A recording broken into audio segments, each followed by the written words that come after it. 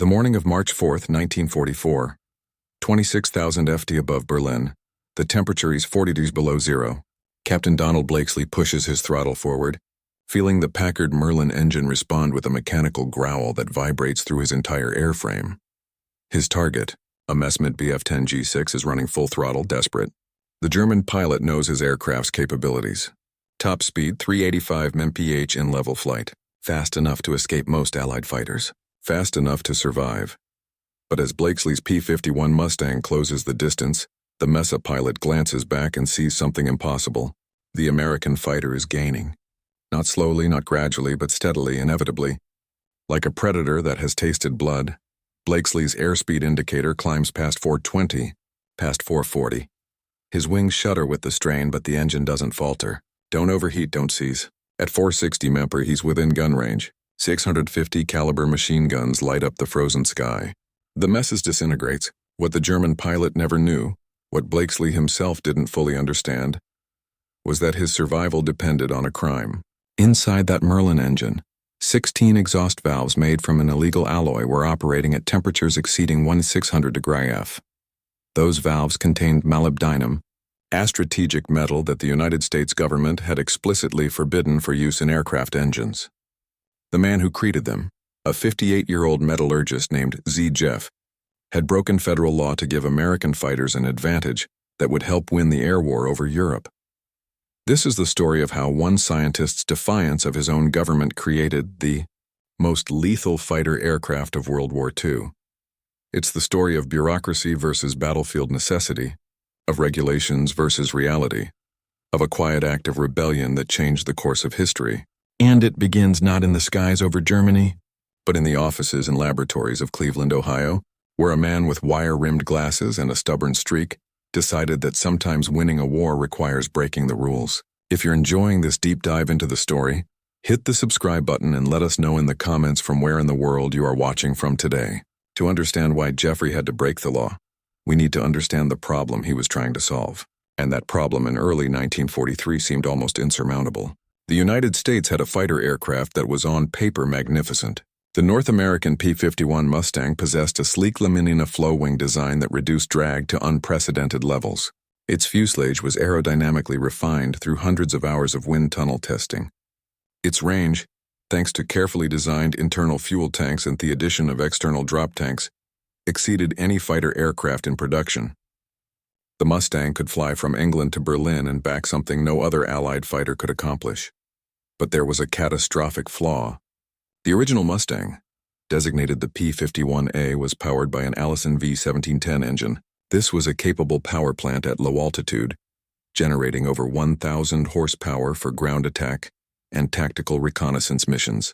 But above 15,000 ft, the Allison simply couldn't perform. The engine lacked an efficient supercharger system for high-altitude operations. In the thin air of the stratosphere where German fighters dominated, the Mustang's performance collapsed. Pilots reported sluggish acceleration, poor climb rates, and an alarming tendency to low speed during combat maneuvers. This wasn't a minor inconvenience. By early 1943, the strategic bombing campaign against Germany was failing. American B-17 and B-24 bombers were flying deep into German airspace, targeting industrial facilities, oil refineries, and aircraft production plants. But without fighter escorts capable of staying with them throughout the mission, the bombers were being slaughtered. German fighters would wait until the short-range P-47 Thunderbolts reached their fuel limits and turned back, then swarmed the unprotected bomber formations. The statistics were devastating. On October 14, 1943, a day that would become known as Black Thursday, the 8th Air Force sent 291 B-17s to attack ball-bearing factories in Schweinfurt, Germany. 60 bombers were shot down. Another 17 were damaged beyond repair. 100 crewmen were dead or missing. The loss rate was unsustainable. At that pace, bomber crews had virtually no statistical chance of surviving their required 25-mission tour of duty. The solution seemed obvious. Escort the bombers all the way to the target and back. But no Allied fighter had the range. The P-47 Thunderbolt, even with external fuel tanks, could barely reach the German border before having to turn back. The British Spitfire, magnificent in defensive operations, had even shorter legs. The twin-engine P-38 Lightning had range but lacked speed and maneuverability at high altitude. Then came a suggestion that would change everything. What if the Mustang's Allison engine was replaced with a British Rolls-Royce Merlin? The Merlin engine was already legendary. It had powered Spitfires through the Battle of Britain in 1940. It propelled Halifax and Lancaster bombers across the night skies of occupied Europe.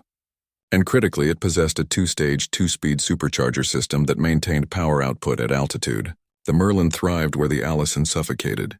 In April of 1942, Rolls-Royce test pilot Ronald Harker flew a Mustang fitted with a Merlin 61 engine at the Royal Aircraft Establishment in Farnborough, England. His report was almost breathless. The aircraft was transformed, he wrote. It handled beautifully at altitude, and the increase in performance was dramatic. He estimated the Merlin-powered Mustang would reach speeds exceeding 420 mph at 25,000 feet faster than any German fighter in production. The U.S. Army Air Forces authorized immediate development. By October of 1942, contracts were signed for Packard Motor Company in Detroit to manufacture Merlin under license. The British would provide the technical specifications, the tooling requirements, and engineering support. Packard would adapt the engine for American production methods and install it in the Mustang airframe. The resulting aircraft, designated the P-51B, would enter production in the spring of 1943. But there was a problem, a materials problem, a problem that would require someone to commit a federal crime to solve. The Merlin engine, when operated at combat power settings for extended periods, generated exhaust gas temperatures exceeding 1,600 degrees F. These gases flowed through exhaust valves, steel components that opened and closed thousands of times per minute, enduring not just extreme heat, but also tremendous mechanical stress and corrosive combustion byproducts. In a Spitfire operating defensive sorties over England, valve life of 50 to 75 hours was acceptable. Maintenance crews could swap valves regularly. Aircraft could be rotated through maintenance schedules. The operational tempo allowed for frequent engine overhauls. But the Mustang was being designed for something unprecedented. Long-range bomber escort missions would last 7, 8, sometimes 9 hours. Pilots would run their engines at high power settings for extended periods, climbing to altitude, engaging enemy fighters, pursuing targets, fleeing combat, all at 25,000 FT, where the thin air forced the engine to work harder. There was no margin for valve failure 400 mm inside Germany, surrounded by enemy fighters with fuel running low, and standard steel valves couldn't survive. The metallurgy was straightforward. Steel, even high-grade alloy steel, begins to lose hardness and strength at temperatures above 1400 degrees F. At 1600 degrees and subjected to repeated thermal cycling and mechanical stress, steel valves would creep gradually deforming under load. They would experience valve seat recession where the valve face erodes and no longer seals properly. They would suffer from hot corrosion where sulfur and other combustion byproducts attack the metal's grain structure. Within 50 hours of operation, they would fail. Valve failure in a Merlin engine was catastrophic. A failed exhaust valve would allow combustion gases to escape into the valve train, causing further damage. Engine power would drop. Cylinder head temperatures would spike. If not caught immediately, the engine would destroy itself. Over Germany, engine failure meant bailing out if you were lucky. More likely, it meant a forced landing in enemy territory, capture or death. The British had experimented with various valve materials. Tungsten carbide coatings provided some improvement. Chromium nickel steel alloys extended valve life marginally. But nothing provided the durability required for the mission profile the Americans were demanding. Nothing in the approved material. Specifications could survive. 8-hour missions week after week with minimal maintenance. Nothing except molybdenum. Molybdenum is element 42 on the periodic table. It's a silvery white metal with a melting point of 4,953 degrees, one of the highest melting points of any pure element. When alloyed with steel in precise ratios, typically between 5 and 10%, it creates a material that maintains hardness at extreme temperatures. Molybdenum steel resists thermal deformation. It withstands oxidation and hot corrosion. It retains strength under repeated thermal cycling. For exhaust valves operating at 1600 thousands of times per minute, hour after hour, molybdenum steel was the perfect solution. There was just one problem. In 1942, the United States government made molybdenum steel alloys illegal for aircraft engine components. The regulation came from the War Production Board, the federal agency responsible for allocating strategic materials during the war. The logic seemed reasonable. Molybdenum was rare.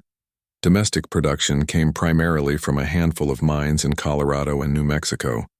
Imports largely from Chile were vulnerable to submarine attack.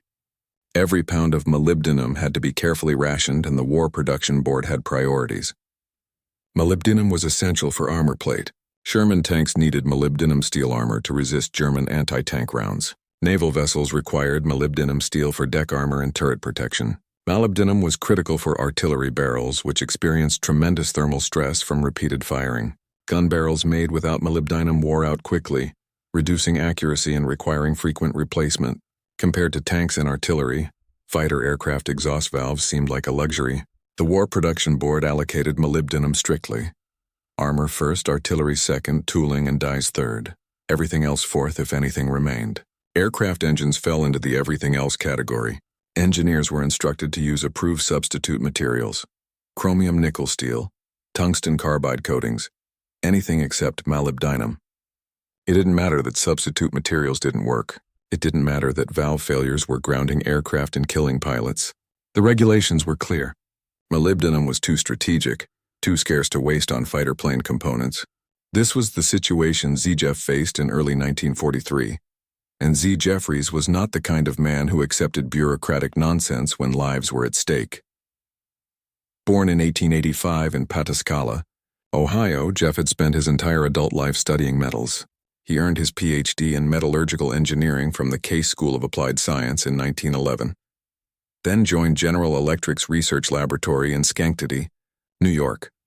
For 3 decades, he worked on high-temperature alloys, focusing specifically on materials that could withstand extreme thermal stress. He held dozens of patents. He published extensively in metallurgical journals. By 1943, at age 58, he was vice president of General Electric's Chemical and Metallurgical Division and was widely regarded as one of America's leading experts on superalloys. Jeffrey knew molybdenum. He had worked with molybdenum steel alloys since the 1920s. He understood the precise ratios needed for different applications. He knew how molybdenum atoms fit into the crystallattice of steel, preventing dislocation movement at high temperatures. He knew with absolute certainty that molybdenum steel valves would solve the Merlin engine's durability problem, so he applied for War Production Board approval to use molybdenum in exhaust valve manufacturing. He submitted technical papers demonstrating themetological necessity. He provided calculations showing that standard steel couldn't survive the mission profiles. He argued that without reliable high-altitude engines, the strategic bombing campaign would fail, the air war would be lost, and American lives would be wasted. The War Production Board denied his request. The reason insufficient supply molybdenum was allocated to higher priorities. Aircraft engine components would have to make do with approved alternatives. Jeffrey tried again. He appealed to higher authorities. He contacted military procurement officers explaining the operational consequences of valve failures. He wrote to Army Air Force's headquarters detailing the strategic implications. He made the case that a few tons of molybdenum in exhaust valves could enable thousands of bombing missions, which could destroy hundreds of German factories, which could the Nazi war machine. The response was always the same: denied. Regulations exist for a reason. Priorities must be maintained. Use approved materials. Jeffrey faced a decision that would define the rest of his life. He could comply with federal law, watch Mustang engines fail over Germany, and know that pilots were dying because bureaucrats in Washington couldn't see past their allocation spreadsheets. Or he could break the law. He chose rebellion. Working through General Electric's Carbaloy division in Detroit, Jeff began a quiet campaign of material substitution and falsified documentation. He coordinated with sympathetic procurement officers at Packard Motor Company who understood the operational reality even if they couldn't officially acknowledge it. Together they created a shadow supply chain for molybdenum steel exhaust valves. The scheme was straightforward but required careful coordination. Jeffries would request molybdenum for approved projects tooling DICE experimental turbine blades. The requisition forms would be legitimate. The molybdenum would be delivered to General Electric facilities in Detroit. Then, instead of using all the material for approved purposes, Jeffrey would divert a portion to exhaust valve production. The valves would be manufactured at the Carbaloy facility using a proprietary alloy Jeffrey had developed called Stellite 21. Stellite 21 was a carefully engineered superalloy. approximately 8% molybdenum, 27% chromium, 5% tungsten, 2.5% carbon, with the balance being iron and trace elements. The exact composition was optimized for exhaust valve applications, hard enough to resist wear, tough enough to withstand mechanical shock, stable enough to maintain properties through thousands of thermal cycles. The finished valves were shipped to Packard with falsified materials certificates. The documentation listed them as tungsten chromium steel, an approved material. The actual composition was never disclosed. Packard inspectors, if they noticed the discrepancy, chose not to report it. They knew the valves worked. They knew the alternative was unacceptable. Sometimes battlefield necessity overrides bureaucratic compliance. By late 1943, every Packard Merlin engine rolling off the Detroit production line contained 16 exhaust valves made from Jeffrey's illegal molybdenum steel alloy. Thousands of engines, hundreds of thousands of valves, all technically contraband, all essential to winning the war. The first P-51B Mustangs entered operational service with the 8th Air Force in England in November of 1943. The 3054th Fighter Group based at Boxt received the initial delivery. Pilots who had flown P-47s were skeptical. The Mustang looked sleek, almost fragile compared to the brutish Thunderbolt. But when they climbed into the cockpit and felt the Merlin engine's response, skepticism turned to enthusiasm. The performance was extraordinary. The P-51B could reach 25,000 FT in under 10 minutes. It could sustain 420 mph in-level flight at altitude. With external drop tanks, it had a combat radius exceeding 650 millimeters, enough to escort bombers to Berlin and back, and critically, the engines were reliable. Pilots who had grown accustomed to watching cylinder head temperature gauges creep toward the red zone, who had experienced rough running and power loss at altitude, who had nursed damaged engines back to England, suddenly found themselves flying aircraft that simply worked. Mission after mission, maintenance crews noticed immediately. Exhaust valve inspections previously required every 50 hours were being extended. Valves that should have shown wear after 75 hours were still within tolerance at 150 hours. Some valves remained serviceable past 300 hours, a six-fold improvement over standard materials. Engine reliability rates improved dramatically. Aircraft availability increased. Squadrons that had struggled to put 12 fighters in there could now launch 16, 18, 20 aircraft per mission. But the true test would come in the skies over Germany, when the Mustang finally fulfilled its destiny as a long-range escort fighter. The morning of December 13, 1943, Major James Howard, commanding officer of the 354th Fighter Squadron, leads his Mustangs toward Kiel, Germany, escorting B-17s attacking U-boat construction facilities. This is one of the first deep penetration missions for the P-51B, a test of whether the aircraft can actually do what it was designed to do. At 24,000 FT approaching the target, German fighters appear. Messe Bf-109Gs and Fowler Wolf 190 is scrambling from airfields across northern Germany. Howard counts over 30 enemy aircraft positioning for attack runs on the bomber formation. His squadron has only 16 Mustangs. The tactical situation is desperate, but Howard has something the German pilots don't expect. He has speed, he has altitude performance, and he has engines that don't fail under sustained combat power. The dogfight that follows lasts 40 minutes. Howard engages enemy fighters continuously, expending all his ammunition. He damages multiple aircraft. He disrupts attack runs, forcing German pilots to break off before reaching the bombers, and his Mustang never falters. The engine maintains full power through violent maneuvers, through rapid climbs and dives, through extended high-power settings that should have overheated the exhaust system. The valves forged from Jeffrey's illegal alloy endure thermal stress that would have destroyed standard steel components.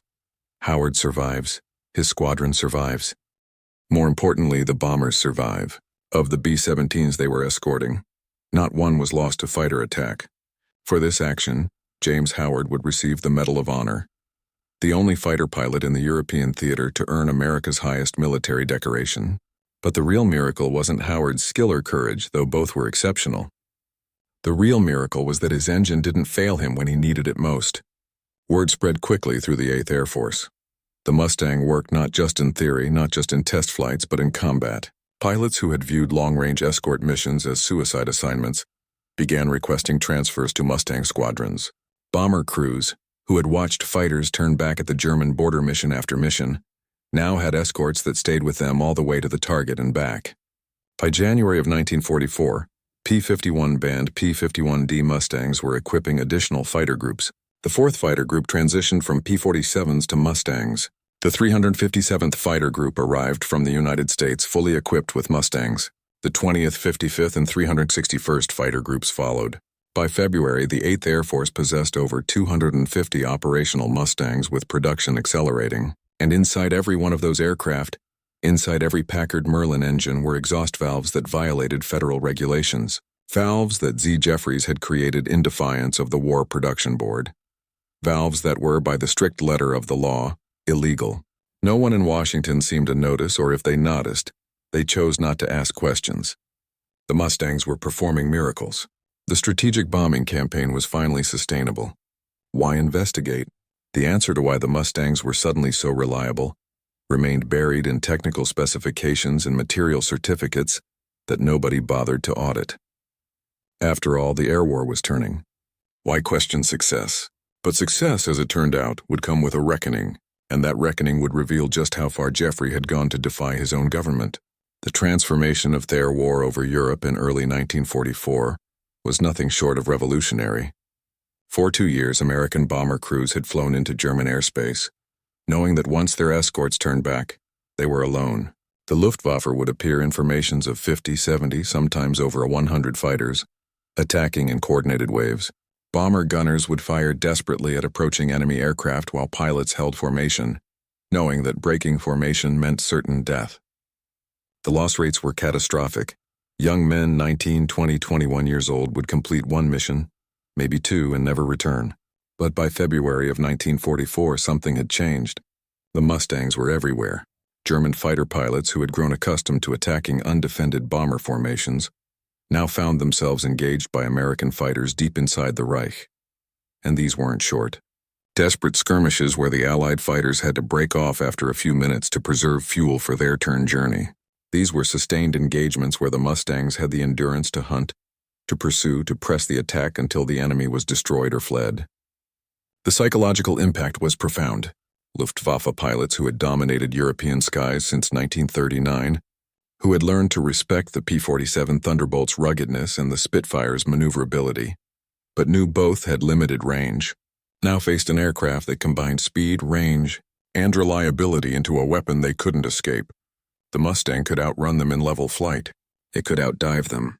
It could turn with them at high altitude, and it could do all of this 400 miles from the nearest Allied airfield. German fighter pilot Hans Philipp, a decorated ace with over 200 victories, wrote in his diary in early 1944, "The Americans have produced a fighter that flies as fast as our best, fights as well as our best, and can fly to Berlin and back. We have nothing to match it." Philipp would be shot down and killed by a P-47 Thunderbolt on October 8, 1943. But his assessment of American fighter development proved prophetic. The truest of the Mustang's capabilities came during Operation Argument, a coordinated series of massive bombing raids that would become known as Big Week. February 20th through 25th, 1944. 6 days that would fundamentally alter the balance of air power over Europe. The strategic objective was clear: destroy German aircraft production at its source. The Luftwaffe was still producing fighters at an impressive rate over 1,000 Messenfowler Wolves per month, but production facilities were concentrated in a handful of major industrial complexes. Mess mid-plants in Regensburg and Augsburg, Folly Wolf facilities in Bremen, the component manufacturers scattered across central Germany. If the Allies could destroy these factories, they could German fighter production for months, potentially years. The problem was location. These targets lay deep in German territory: Leipzig, Regensburg, Augsburg, Stuttgart, Schwerin, Wien, all beyond the range of previous escort fighters. The Luftwaffe had positioned them strategically, knowing Allied bombers would be vulnerable during the final approach and egress. Previous attempts to bomb these facilities had resulted in catastrophic losses. The Schweinfurt raid in October 1943 had cost 60 bombers in a single day. But now the Americans had Mustangs, and the Mustangs had Jeffrey valves. The first day of Big Week, February 20th, saw over 1,000 American heavy bombers launch from bases across England. The primary targets were aircraft factories in Leipzig and Tudo, Germany. The bomber stream stretched for miles, B-17s and B-24s in tight defensive boxes, each formation bristling with 50-caliber machine guns, and surrounding them, above them, ranging ahead and behind, were P-51 Mustangs. Major General William Keep Taylor, commander of 8 Fighter Command, had issued new orders for this mission. Destroy the enemy air force wherever you find them. In the air, on the ground, and in the factories, the Mustangs weren't just escorts anymore. They were hunters. The Luftwaffe responded with everything they had. Fighter units from across Germany scrambled to intercept the raid. The German pilots expected what always happened: a fierce battle at the German border where they would engage Allied fighters, drive them back due to fuel limitations, then attack the unescorted bombers. But this time the American fighters didn't turn back. They kept coming. Over Brunswick, Message BF 109 G66 from WWII rose to intercept. They climbed to 28,000 FT, positioning for diving attacks on the bomber formations. But before they could press their attack runs, Mustangs from the 357th Fighter Group dove on them from above. The German pilots, accustomed to having altitude advantage and the ability to disengage at will, suddenly found themselves fighting for survival. Captain John T. Godfrey, flying with the 4th Fighter Group, described the engagement in his combat report. "We caught them climbing through 20,000 ADIA. They never expected us to be this far east. We had speed, altitude, and surprise. The fight lasted maybe 10 minutes. I got 109 confirmed. Saw 2 others go down smoking. The crowd scattered. They didn't even try to press their attack on the bombers." This pattern repeated across the entire bomber stream. German fighters would position for attack runs, then find themselves engaged by Mustangs with full fuel tanks, and no need to conserve ammunition for the return flight. Luftwaffe pilots, who had grown accustomed to dictating the terms of engagement, attacking when advantageous, disengaging when threatened, now had to fight wherever the Americans found them. And the Mustangs' engines never faltered. Pilots pushed their aircraft through violent combat maneuvers. High G turns that grade their vision. Rapid climbs that tested the Merlin supercharger. Dives that pushed airspeed indicators into the red zone, and the engines delivered. No overheating, no power loss, no mechanical failures forcing pilots to abort and limp home. In the cockpit, the pilots knew nothing of molybdenum or metallurgy or federal regulations. They knew only that their aircraft worked. When they jammed the throttle forward, the engine responded. That when they needed every ounce of power to catch a fleeing enemy or escape a pursuer, the Mustang gave it to them. What they didn't know was that inside their engines, 16 exhaust valves were cycling open and closed 3,000 times per minute, each cycle exposing the valve to 1,600-degree exhaust gases, and that those valves were maintaining structural integrity because a metallurgist in Cleveland had committed a federal crime. The big week continued for 6 days. Over 3,000 bomber sorties struck German aircraft production facilities. The Luftwaffe launched thousands of defensive sorties, throwing every available fighter into the battle. And the Mustangs were there for all of it, escorting bombers to Leipzig, Regensburg, Augsburg, Stuttgart, Schweinfurt, and back. The statistics from Big Week tell history. The 8th Air Force lost 226 bombers and 28 fighters. These were significant losses. Over 2,000 American airmen killed, wounded, or captured. But the Luftwaffe lost over 450 fighters destroyed, with an additional 300 damaged. More critically, the Germans lost experienced pilots, men with hundreds of hours of combat experience who could never be replaced. The German training system, already strained by fuel shortages and Allied attacks on training facilities, couldn't produce enough replacement pilots, and the factories were devastated. Bomb damage assessment photos showed destroyed assembly halls, collapsed roof structures, and cratered runways at adjacent airfields. German aircraft production didn't stop entirely dispersed. Manufacturing and underground facilities kept some production going, but output dropped by an estimated 25 to 30% for the next 3 months. More importantly, the Luftwaffe's ability to replace combat losses was permanently degraded. But perhaps the most significant achievement of Big Week wasn't measured in aircraft destroyed or factories damaged. It was psychological. The Luftwaffe discovered they couldn't defend German airspace. American bombers could reach any target escorted by fighters that could stay with them. German fighter pilots, who had considered themselves masters of the sky, now flew outnumbered and outperformed. The myth of German air superiority was broken, and it was broken in no small part by exhaust valves that violated federal law. If you find this story engaging, please take a moment to subscribe and enable notifications. It helps us continue producing in-depth content like this. By April of 1944, the Mustang's success had created an unexpected problem. Operational tempo was so high that maintenance crews couldn't keep pace. Aircraft were flying multiple missions per week. Engines were accumulating hours at unprecedented rates, and routine inspections were being deferred because aircraft were needed for combat operations. This was when the truth about Jeffrey's valves began to emerge. A routine audit by the War Production Board in May 1944 revealed a discrepancy. An inspector at Packard Motor Company, reviewing materials consumption reports, noticed that the documented alloy composition for exhaust valves didn't match the actual materials requisitions from General Electric. The valves were supposed to be tungsten chromium steel. The materials records showed molybdenum purchases that couldn't be accounted for in approved projects. The inspector filed a report.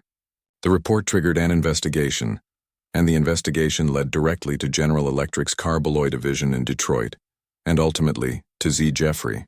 The initial response from Washington was predictable.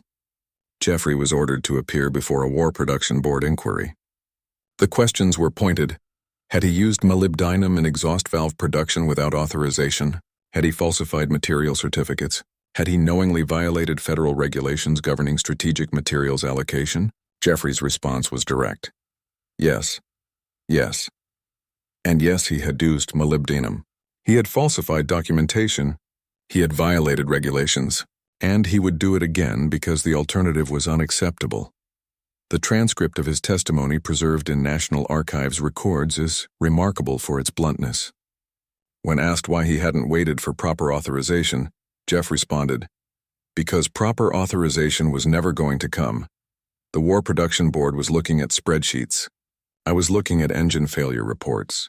Every week we delayed was another week of pilots dying because their engines failed over enemy territory. I made the decision to act." When pressed about the legal implications, Jeffrey was unrepentant. "You can prosecute me if you want, but before you do, I suggest you ask the 8th Air Force what would have happened to the strategic bombing campaign if those Mustang engines had been failing at the rate standard valves would have produced. Ask them how many bombers would have been lost without effective fighter escort. Ask them how many more men would be dead." The War Production Board faced a dilemma. Technically, Jeffrey had committed serious violations. Falsifying material certificates was a federal crime. Unauthorized use of strategic materials was a federal crime. Under wartime regulations, these offenses carried severe penalties, including potential imprisonment. But there was the matter of results. Someone in the inquiry had the presence of mind to request operational data from the Army Air Forces. The data was unambiguous. Packard Merlin engines with Jeffrey's valves were demonstrating exceptional reliability. Engine failure rates were a fraction of projected rates. Valve replacement intervals had been extended from 50 hours to over 250 hours. Aircraft availability rates were higher than any other fighter type in the European theater. And perhaps most tellingly, when Army Air Forces maintenance officers were asked if they wanted production of the molybdenum steel valves to stop, their response was unanimous. Absolutely not. They wanted more of them. The inquiry took an unexpected turn. Instead of prosecution, discussion shifted to retroactive authorization. Could the War Production Board legitimize Jeffrey's actions by officially approving molybdenum allocation for aircraft exhaust valves backdated to cover the period of unauthorized use? The bureaucratic logic was tortured, but the military necessity was clear. The Mustang was winning their war. Jeffrey's valves were essential to the Mustang's reliability. Therefore, Jeffrey's actions, while technically illegal, had served the national interest. In June 1944, the War Production Board quietly issued a revised materials allocation directive. Molybdenum was now officially authorized for aircraft engine exhaust valves, subject to specific compositional limits and oversight procedures. The directive was classified avoiding public attention.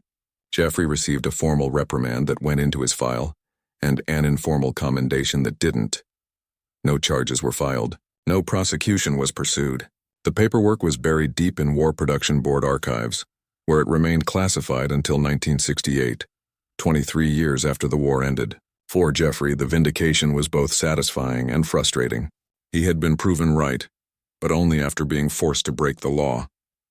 He had saved lives but had to commit a crime to do so.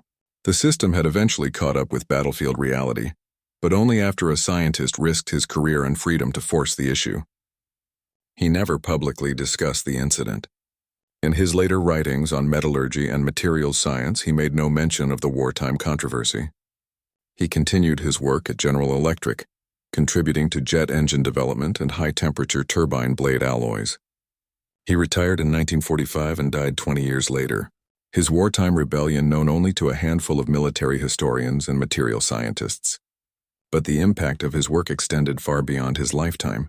By June 6, 1944, D-Day, the Mustang had achieved something previously thought impossible: air supremacy over Western Europe. When Allied forces stormed the beaches of Normandy, the skies above were eerily quiet. The Luftwaffe, which should have swarmed the invasion fleet with every available aircraft, barely appeared.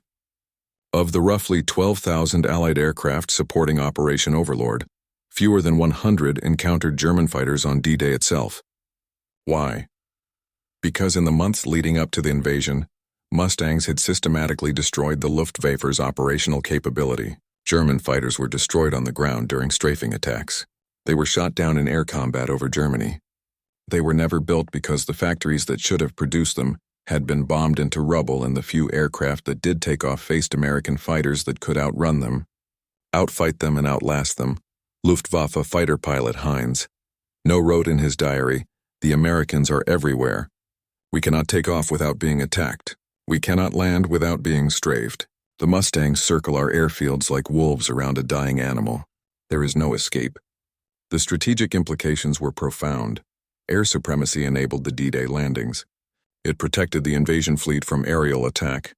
It allowed ground attack aircraft to operate freely, destroying German armor and artillery. It gave Allied commanders the flexibility to maneuver forces without fear of air attack.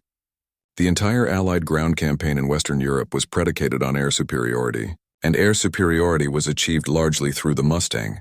And the Mustang's reliability, the foundation of its operational success, depended on valves that a Cleveland metallurgist had created in violation of federal law. The final statistics tell the story. By war's end, the P-51 Mustang had destroyed 4,150 enemy aircraft in aerial combat, more than any other Allied fighter in the European theater.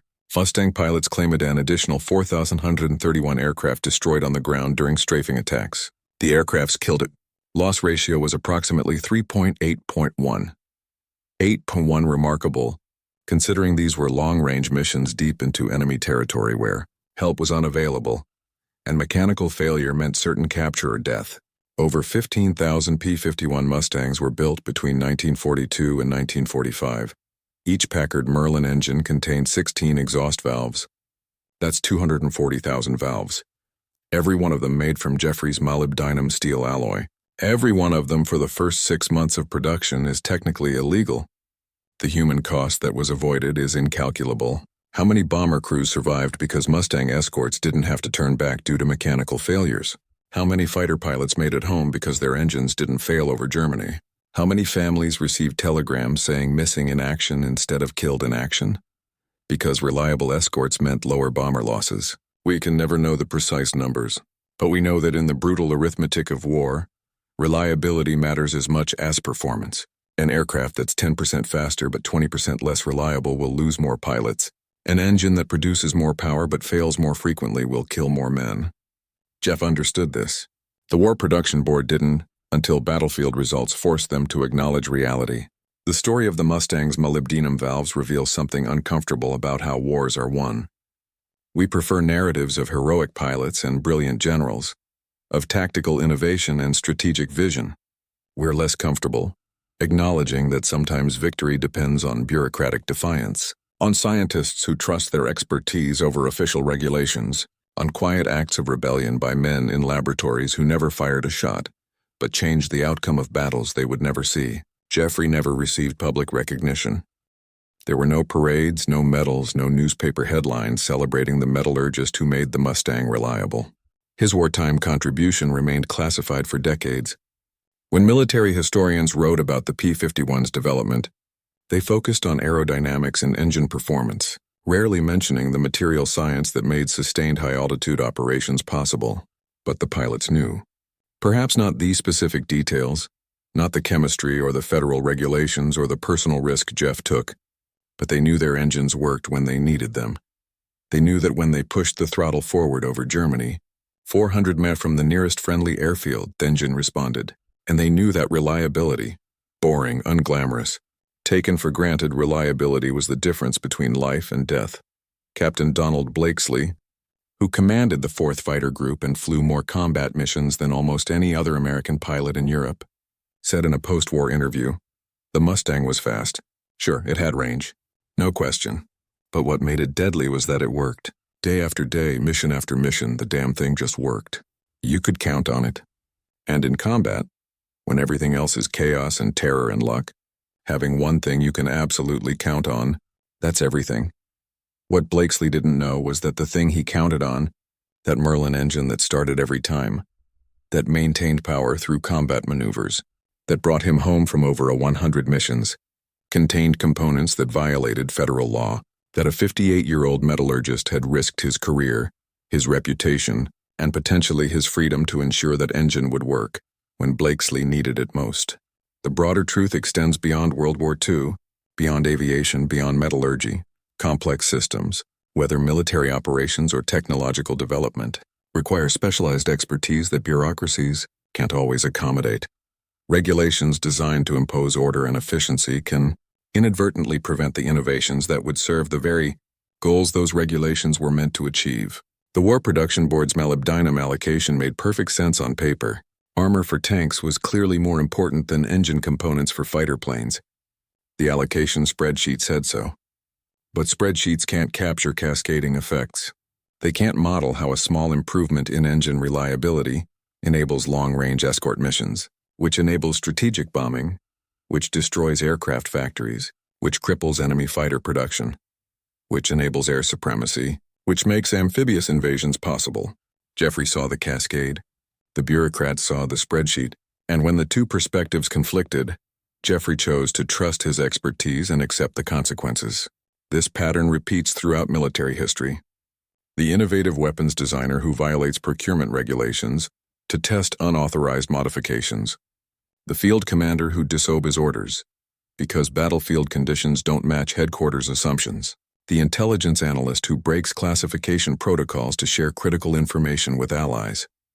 Sometimes the rules designed to win wars actually prevent victory, and sometimes winning requires people willing to break those rules. This doesn't justify wholesale disregard for regulations. Jeffrey wasn't acting out of personal ambition or reckless disregard for authority.